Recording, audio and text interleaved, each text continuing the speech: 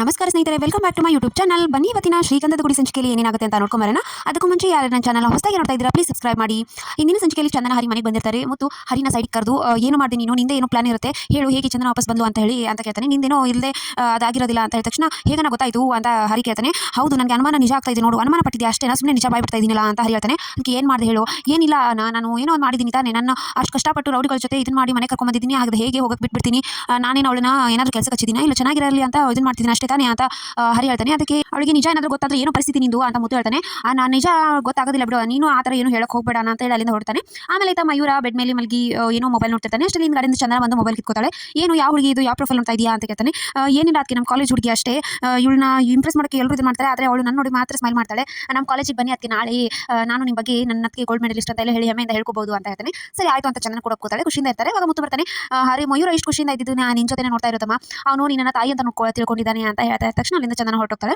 ರಾತ್ರಿಗೆ ಎಲ್ಲರೂ ಹಾಲಲ್ಲಿ ಮಲ್ಕೊಂಡಿರ್ತಾರೆ 4 ಜನ. ಮತ್ತು ಹಾಗೆ ಮುತ್ತು ಎಚ್ಚಿರ್ತಾನೆ. ಮಯೂರ ಹಾಗೆ ಹರಿ ಇಬ್ರು ಗೇಮ್ ಮಾಡ್ತಿರ್ತಾರೆ. ಅಷ್ಟರಲ್ಲಿ ಅವರಪ್ಪ ಬರ್ತಾನೆ. ನೀನು ಯಾಕೆ ಇಲ್ಲಿ ಮಲ್ಕೊಂಡಿದ್ಯಾ, ಎದ್ದೇಳು ಅಂತ ಹರಿನ ಎಬ್ಬಿಸ್ತಾನೆ. ತಗೊಂಡು ನೀನು ದಿಂಬು ಇದನ್ನ ಬಾಗಿಲು ಹೋಗು, ಮದುವೆ ಆಗಿದೆ, ಇನ್ನು ಈ ಕಡೆ ಮಲ್ಕೋತೀಯಾ, ಬಾಗಿಲು ತಟ್ಟು ಅಂತ ಹೇಳಿ ಚಂದನ ಕರಿ ಅಂತ ಹೇಳಿ ಅವರಪ್ಪನೇ ಬಂದು ಬಾಗಿಲು ತರ್ತಾನೆ. ಅಪ್ಪ ಹೇಳಿದ್ದು ಒಳಗಡೆ ಮಲ್ಕೋ ಅಂತ ಹೇಳಿ ಅಂತ ಹೇಳ್ತಾನೆ. ಚಂದನ ಬಾಗಿಲು ತೆಗಿಯೋಷ್ಟರಲ್ಲಿ ಆವಾಗ ಏನಮ್ಮ ಇದು, ನೀವಿಬ್ರು ಈ ಥರ ಮಲ್ಕೊಂಡ್ರೆ ಊರಲ್ಲೆಲ್ಲ ನಿಮ್ಮ ಸುದ್ದಿನ ಮಾತಾಡ್ತಾ ಇದ್ದಾರೆ, ಹೋಗು ಒಳಗಡೆ ಮಕ್ಕೋ, ಈ ಥರ ಆದರೆ ನನ್ನ ತಾತ ಆಗೋದು ಯಾವಾಗ ಅಂತ ನಟರಾಜ್ ಹೇಳ್ತಾನೆ. ಅವನನ್ನು ಒಳಗಡೆ ಕಳಿಸಿ ಬಾಗಿಲು ಹಾಕೋತೀಯಾ ಇಲ್ಲ ನಾನೇ ಹೊರಗಡೆ ಹಾಕ್ಲು ಅಂತ ಬೈತಾನೆ. ಅವಾಗ ಮುತ್ತು ಬೇಡಕನೋ ನೀನೇನೋ ಬೇಡ ಅಂತ ಹೇಳೋದು, ಸುಮ್ಮನಿರೋ ಅಂತ ಮುತ್ತುನ ಬೈತಾನೆ. ಬೇಡ ಹರಿ ಅಂತ ಹೇಳಿದ್ರು ಹರಿ ಹೋಗಿ ಅವರಪ್ಪ ಬೈದಿದ್ದಕ್ಕೆ ಹೋಗಿ ಕದ ಹಾಕೋತಾನೆ. ಆಮೇಲೆ ಸರಿ ನಾನೆಲ್ಲ ಒಂದು ಕಡೆ ಮೂಲೆಯಲ್ಲಿ ಮಲ್ಕೋತೀನಿ ಬಿಡಿ ಅಂತ ಹೇಳಿ ಅಲ್ಲಿ ಚಾಪೆ ತಗೊಂಡು ಹರಿ ಮಲ್ಕೋತಾನೆ. ಆಮೇಲೆ ಮುತ್ತು ಅವರಪ್ಪ ಹೋದ್ಮೇಲೆ ಮುತ್ತು ಎದ್ದು ಬಂದು ಮತ್ತೆ ಬಾಗಿಲು ತಟ್ಟಾನೆ. ಬಾಗಿಲು ತಟ್ಟಿ ಹರಿ ಏನ್ ಮಾಡ್ತಾ ಇದೆಯೋ ಬಾರ ಹೊರಗಡೆ ಅಂತ ಕರಿತಾನೆ.